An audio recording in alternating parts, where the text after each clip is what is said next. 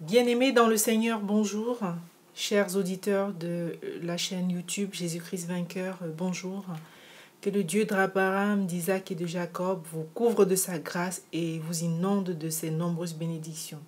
Je suis très enchantée de vous retrouver comme cette habitude s'installe. C'est véritablement un plaisir pour moi de revenir de temps en temps faire des enseignements autour de la parole de Dieu.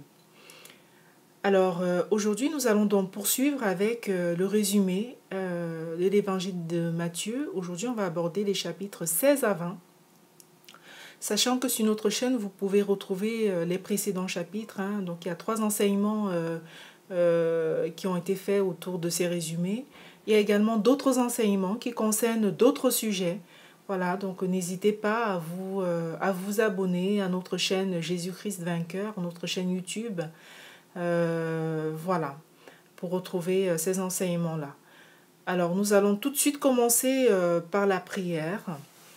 Notre Dieu, notre Père, Seigneur Jésus-Christ, Dieu Tout-Puissant, plein de bonté, de grâce, nous te prions vraiment pour te dire merci aujourd'hui, Seigneur, pour cette occasion que tu nous donnes de faire cet enseignement autour de ta parole sainte, Seigneur.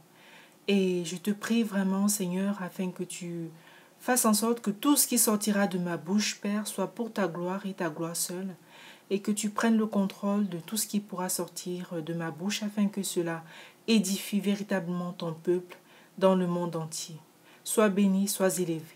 Seigneur Dieu Tout-Puissant, Seigneur, recouvre-moi de ton Esprit Saint, afin que ce soit cet Esprit Saint qui me guide, Seigneur, tout au long de cet enseignement. Merci pour ta sainte présence, Seigneur, en ce moment, avec moi. Amen. Alors, on va tout de suite commencer. Le chapitre 16 de Matthieu nous parle du levain des pharisiens, la confession du Père, l'annonce de la mort de Jésus.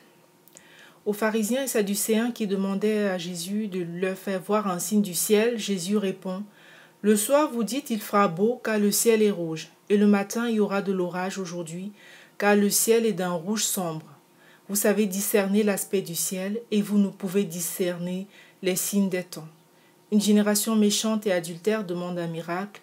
Il ne lui sera donné d'autre miracle que celui de Jonas. » Puis Jésus s'en va et dit aux disciples qui avaient oublié de prendre des pains : « Gardez-vous avec soin du levain des pharisiens et des sadducéens. » Les disciples pensaient en eux-mêmes que c'est parce qu'ils n'avaient pas pris de pain, mais le Seigneur leur répondit : « Pourquoi raisonnez-vous en vous-même, gens de peu de foi, sur ce que vous n'avez pas pris de pain? Êtes-vous encore sans intelligence et ne vous rappelez-vous plus les 5 pains des 5000 hommes et combien de paniers vous avez emportés, ni les 7 pains des 4000 hommes et combien de corbeilles vous avez emportés? Comment ne comprenez-vous pas que ce n'est pas au sujet de pain que je vous ai parlé?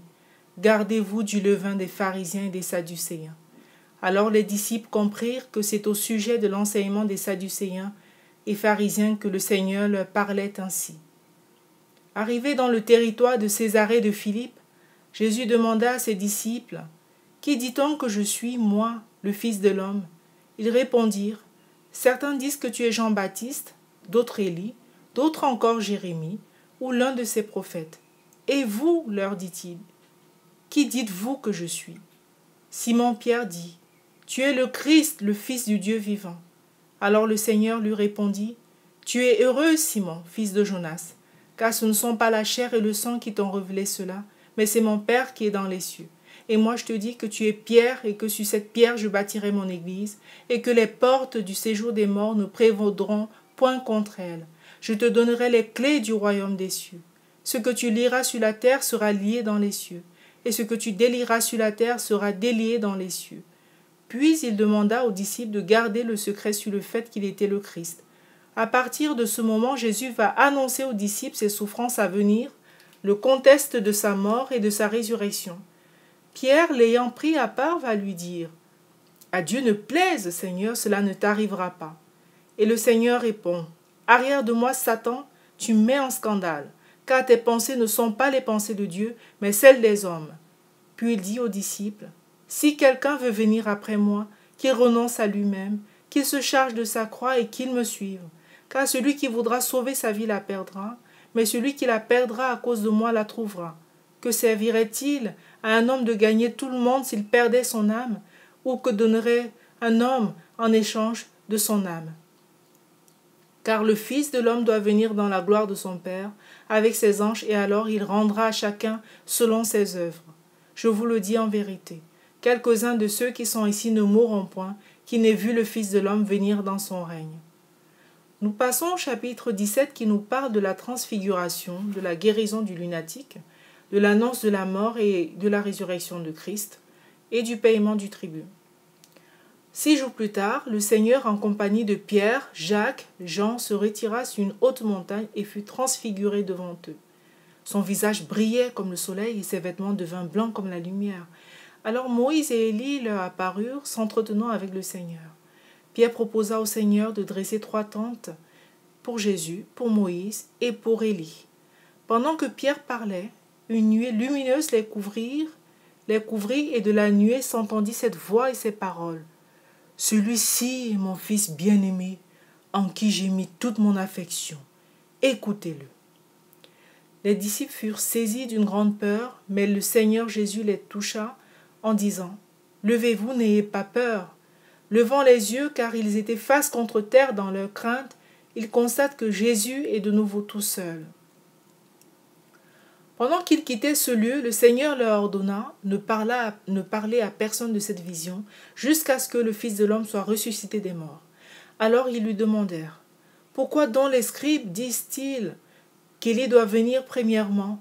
Jésus répondit « Il est vrai qu'Élie doit venir et rétablir toutes choses, mais je vous dis qu'Élie est déjà venu, qu'ils ne l'ont pas reconnu et qu'ils l'ont traité comme ils ont voulu. De même, le Fils de l'homme souffrira de leur part. » Les disciples reconnurent Jean-Baptiste dans le discours de Jésus. Plus loin, près de la foule, un homme s'approcha du Seigneur pour demander la guérison de son fils lunatique, car les disciples de Jésus n'avaient pu le guérir. Jésus leur dit « Race incrédule et perverse, jusqu'à quand serai-je avec vous? Jusqu'à quand vous supporterai-je? Amenez-le-moi ici. » Puis il chassa sévèrement ce démon, et ce fils fut guéri. Les disciples s'étonnaient auprès de Jésus de ce qu'il avait pu chasser ce démon, alors que eux non. Le Seigneur va leur dire « C'est à cause de votre incrédulité. Je vous le dis en vérité, si vous aviez de la foi comme un grain de sénévé, vous diriez à cette montagne « Transporte-toi d'ici, là !» et elle se transporterait. Rien ne vous serait impossible. Mais cette sorte de démon ne sort que par la prière et par le jeûne. En Galilée, Jésus leur dit, « Le Fils de l'homme doit être livré entre les mains des hommes. Ils le feront mourir et le 3e jour, il ressuscitera. » Et cette nouvelle attrista les disciples. De retour à Capernaum, les percepteurs d'impôts demandent à Pierre si son maître ne payait pas de tribut. Pierre répondit « Oui. » Mais rentré dans la maison, le Seigneur l'interrogea. « Que t'en semble, Simon? Les rois de la terre, de qui perçoivent-ils des tributs ou des impôts?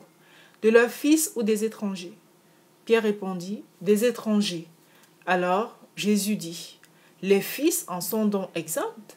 Mais pour ne pas les scandaliser, va à la mer, jette l'hameçon et tire le premier poisson qui viendra. Ouvre-lui la bouche et tu trouveras un statère.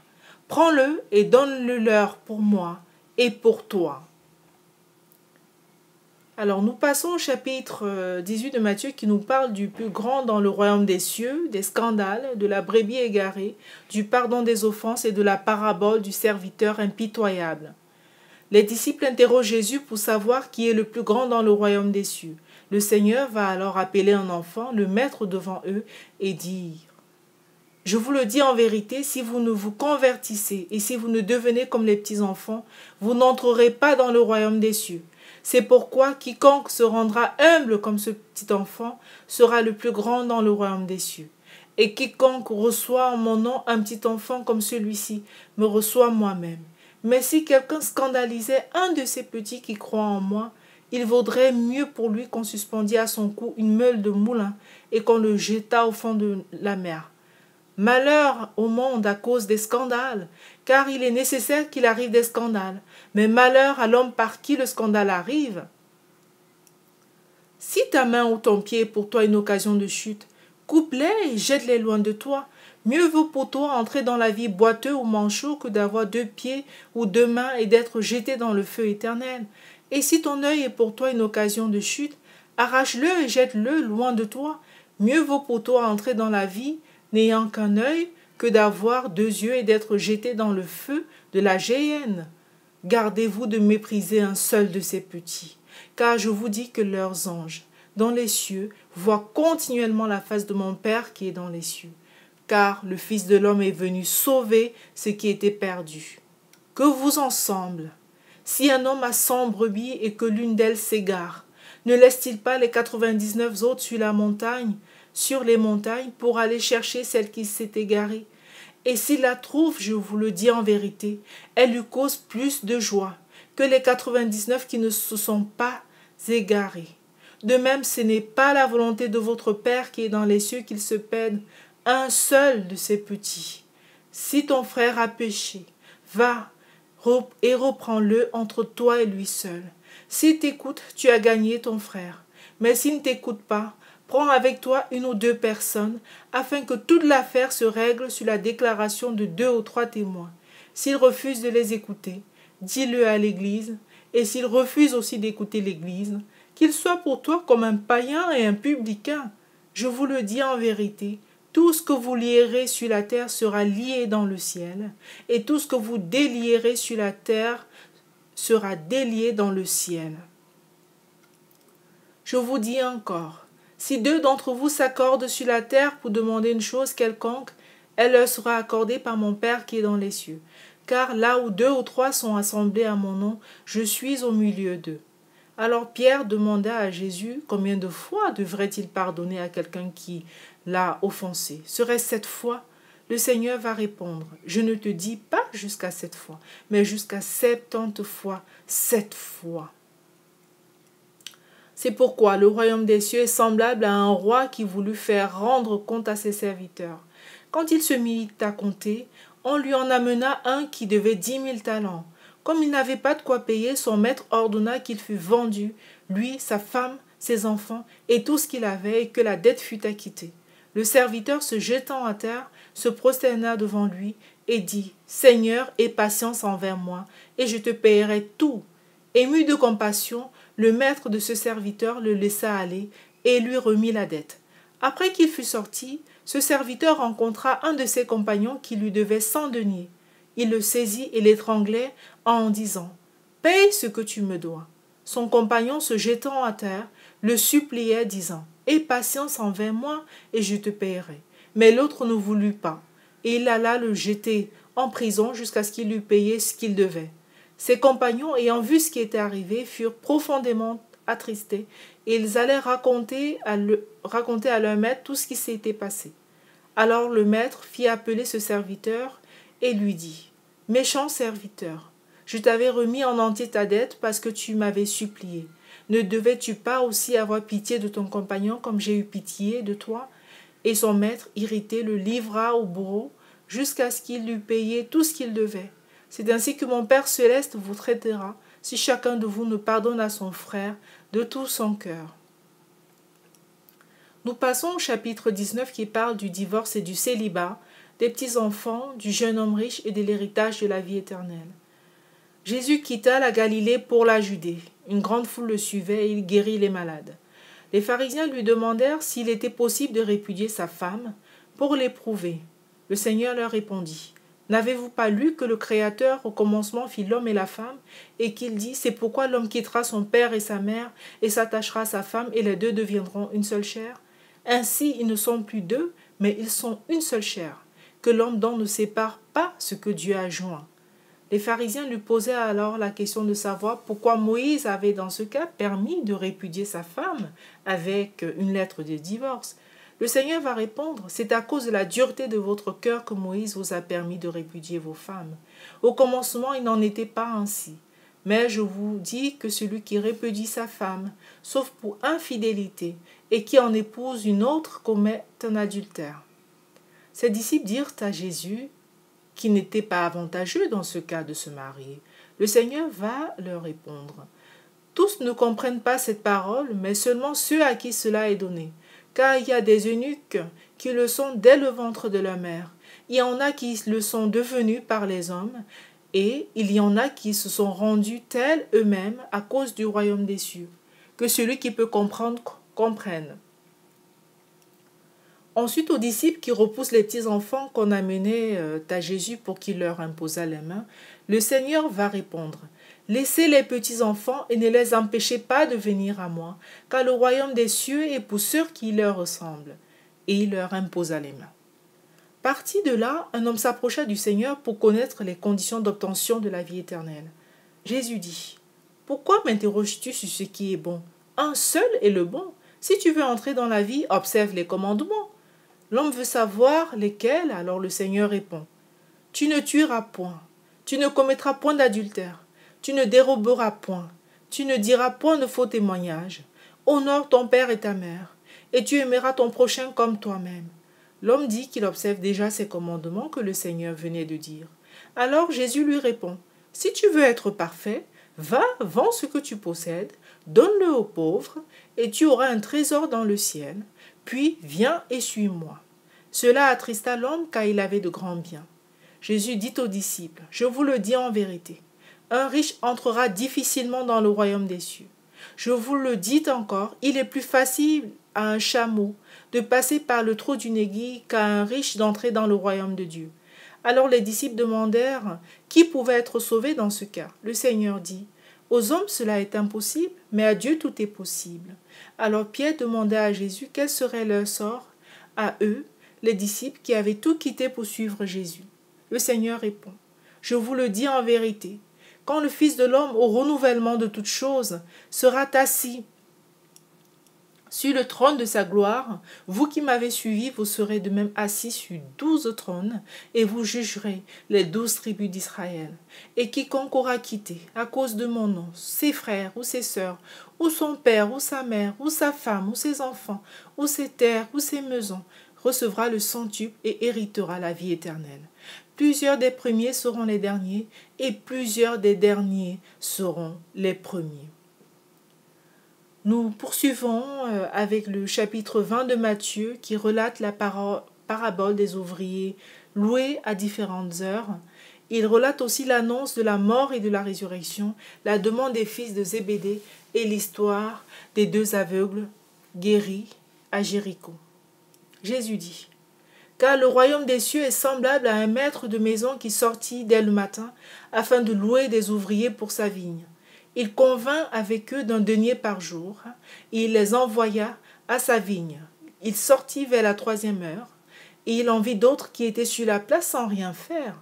Il leur dit, « Allez aussi à ma vigne, et je vous donnerai ce qui sera raisonnable. » Et ils y allèrent.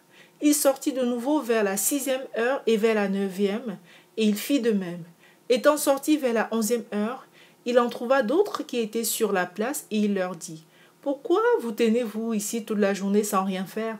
Ils lui répondirent, « C'est que personne ne nous a loués. »« Allez aussi à ma vigne, leur dit-il. » Quand le soir fut venu, le maître de la vigne dit à son intendant, « Appelle les ouvriers et paye-leur le salaire, en allant des derniers aux premiers. » Ceux de la 11e heure vinrent et reçurent chacun un denier. Les premiers vinrent ensuite, croyant recevoir davantage, mais ils reçurent aussi chacun un denier.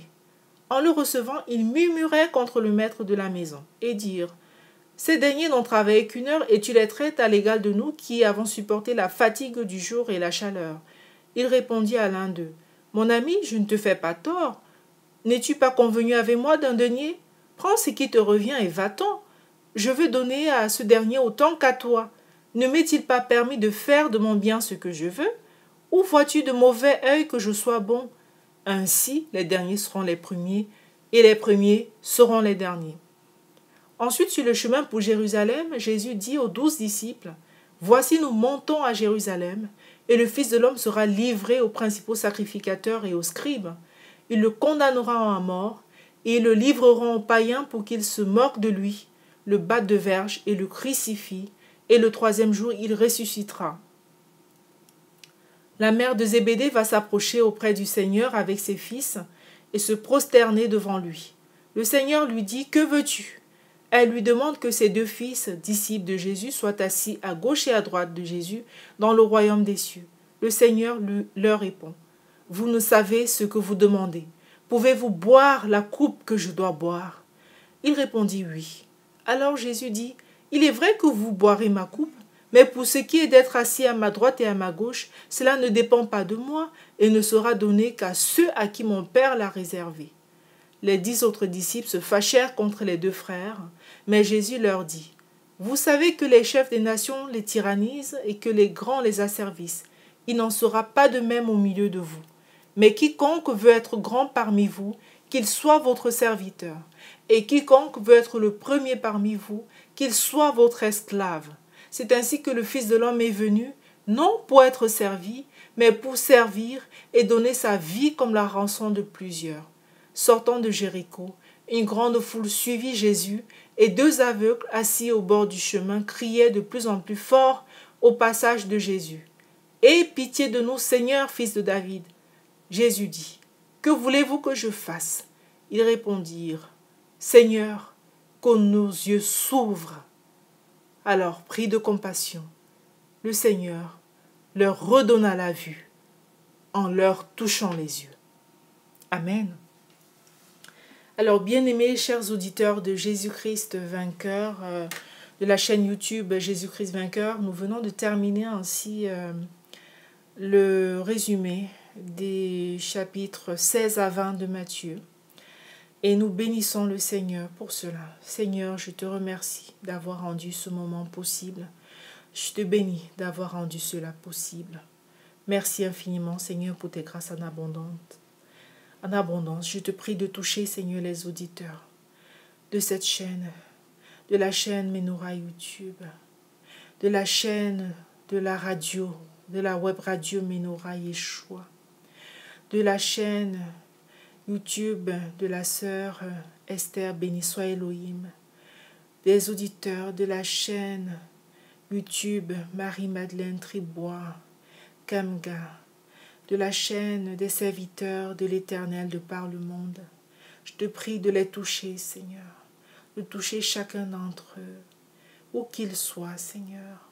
Sois béni, garde tes enfants, Seigneur, car tu as dit vraiment dans cette parole que tu ne souhaites qu'aucune de tes brebis s'égare. Père éternel, bénis ces différents enseignements. Oui, mon Dieu, nous avons été bénis encore par l'enseignement qui a été diffusé sur la chaîne Menorah Yeshua, la web radio Menorah Yeshua, hier 20 juin 2018. Et cet enseignement se trouve également, Seigneur, sur sa chaîne YouTube, également sur son Facebook.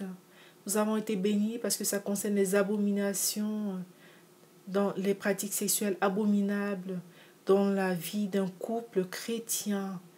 Oui, Seigneur, ça interpelle plusieurs.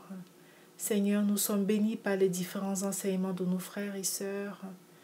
Vraiment, ce que j'ai cité, Marie-Madeleine Tribois Kamga, Esther béni soit Elohim, les encouragements de nos frères et sœurs, de notre maman Élise, nos frères et sœurs Henriette, Lydie, Achille, Rosine, Jacques, qui sont relâche, Seigneur, Janine, Jules, qui nous encouragent à travers un mot, à travers un message.